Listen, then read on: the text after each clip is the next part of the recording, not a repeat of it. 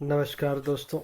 मैं हूं आपका दोस्त प्रदीप कुमार बांगड़े। आपका इस कार्यक्रम में स्वागत है, जिस कार्यक्रम का नाम है आपके अनुरोध पर। दोस्तों, आपके अनुरोध पर आज मैं आपको बताऊंगा सूर्यकांत त्रिपाठी निराला के जीवन परिचय के बारे में बताऊंगा। दोस्तों, अगर आप मेरे चैनल को पहली बार देख रहे हैं तो आपसे अनुरोध है कि आप इसे लाइक करें। वीडियो के नीचे एक रेड कलर का बटन है, उसे दबा के आप सब्सक्राइब करें। बाजू में एक बेल है, उसे भी दबाएं ताकि मैं जो भी वीडियो अपलोड करूं वो सबसे पहले आप तक पहुंचे। दोस्तों, अगर आप मेरे चैनल को पहले ही सब्सक्राइब कर चुके हैं तो मैं आपका दिल से शुक्रिया अदा करता हूं, धन्यवाद करता हूं, आपका अभिनंदन करता हूं कि आप मेरे चैनल को ध्यान से सुन रहे हैं, देख रहे हैं। दोस्तों, वीडियो अच्छा लगे तो अपने दोस्तों में ज़रूर शेयर करें।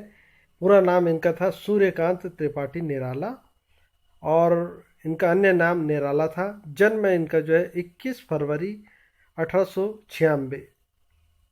जन्मभूमि इनकी मेदिनीपुर जिला, बंगाल यानी कि पश्चिम बंगाल। मृत्यु 15 अक्टूबर सन 1961। मृत्यु स्थान प्रयाग, भारत में है। पिता थे इनके पंडित राम सहाय, पत्नी का नाम मनोहरा देवी। साहित्यकार थे ये। इनकी मुख्य रचनाएं हैं परिमल, गीतिका, तुलसीदास, खंड काव्य आदि। ये जो है कविता, खंड काव्य, निबंध समीक्षा किया करते थे। इन्हें हिंदी, बंगाली, अंग्रेजी और संस्कृत भाषा का बहुत ही अच्छा ज्ञान था। कवि थे, उपन्यासकार थे, निबंधकार और कहानीकार भी थे। तो दोस्तों, सूर्यकांत त्रिपाठी निराला,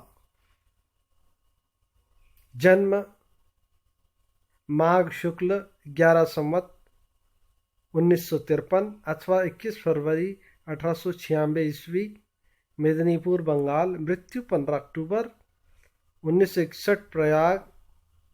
हिंदी के छायावादी कवियों में कई दृष्टियों से विशेष महत्वपूर्ण है।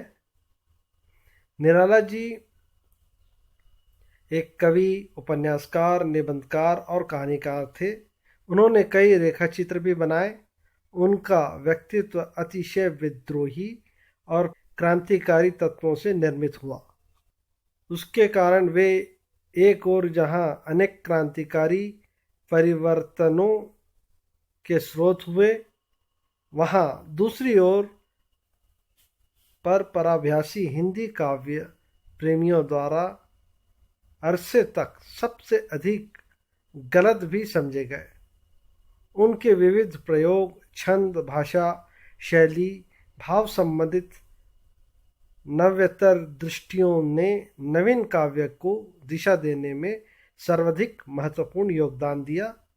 इसलिए घिसी पीटी परंपराओं को छोड़कर नवीन शैली के विधायक कवि का पुरातन पोषक पीढ़ी द्वारा स्वागत न होना स्वाभाविक था।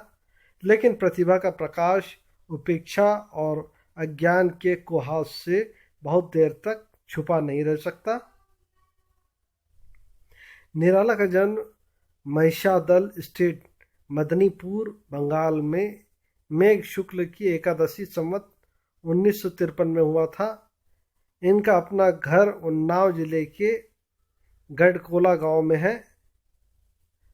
निराला जी का जन्म रविवार को हुआ था, इसलिए इनका नाम सूर्यकांत त्रिपाठी निराला रखा गया। 11 जनवरी 1921 ईस्वी को पंडित महावीर प्रसाद को लिखे अपने पत्र में निराला जी ने अपनी उम्र 22 वर्ष बताई।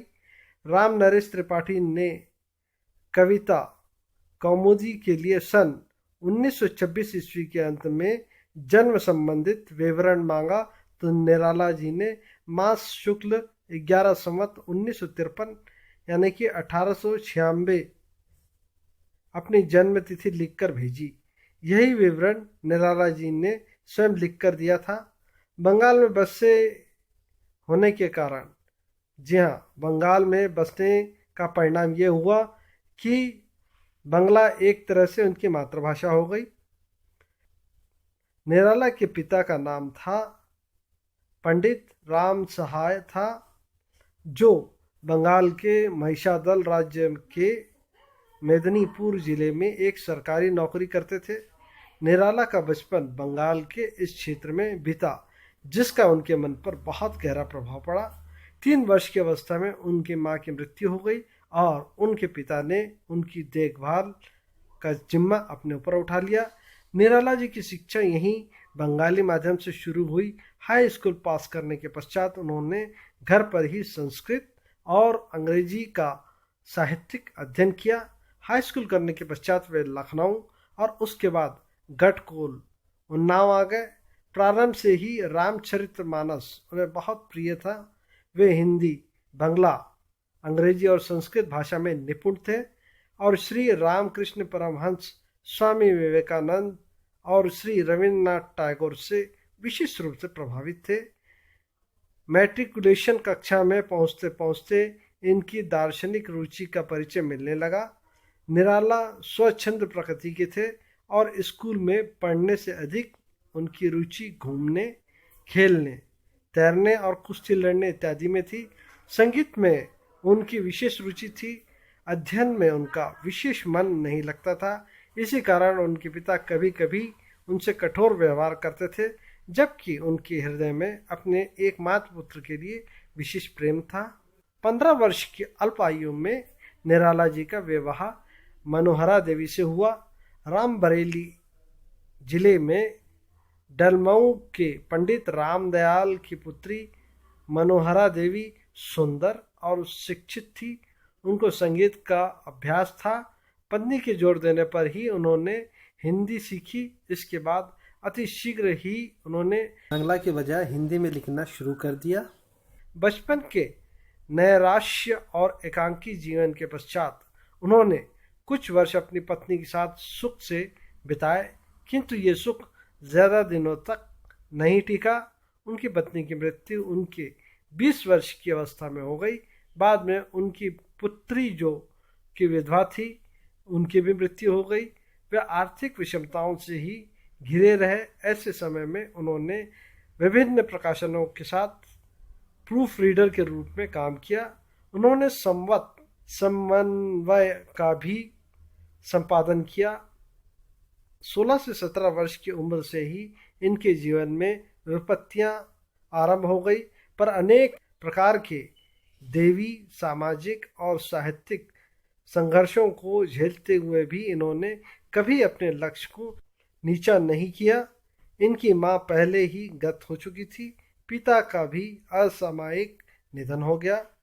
इन्फ्लुएंजा के विकराल प्रकोप से घर के अन्य सभी प्राणी चल बसे। पत्नी की मृत्यु से तो ये टूट ही गए, पर कुटुंब का पालन पोषण का भार स्वयं झेलते हुए वे अपने मार्ग से विचलित नहीं हुए। इन विपत्तियों से ऋण पाने में इनके दार्शनिक होने ने इनकी सहायता पहुंचाई। तो उम्मीद करता हूं दोस्तों, मैंने आपको जो जानकारी दी है वो आपको ज़रूर अच्छी लगी होगी। तो इसी के साथ अपने दोस्त प्रदीप कुमार बांगड़े को इस कार्यक्रम से जाने की इजाज़त दीजिए। नमस्कार, जय हिंद।